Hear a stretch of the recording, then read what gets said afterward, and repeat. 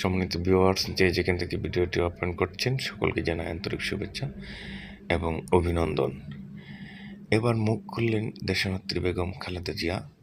বাংলাদেশের বুকে ভারতের ট্রেন চলবে কিনা?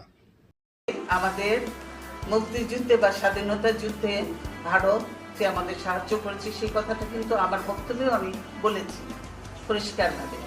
কিন্তু এখানে বাংলাদেশ একটি স্বাধীন সার্বভৌম দেশ।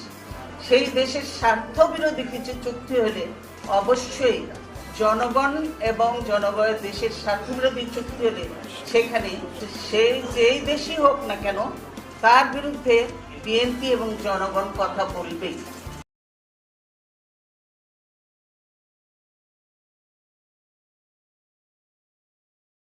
এই চ্যানেলে নতুন হয়ে থাকেন অবশ্যই চ্যানেলটি সাবস্ক্রাইব করে পাশে থাকা বেল আইকনটি বাজিয়ে রাখবেন।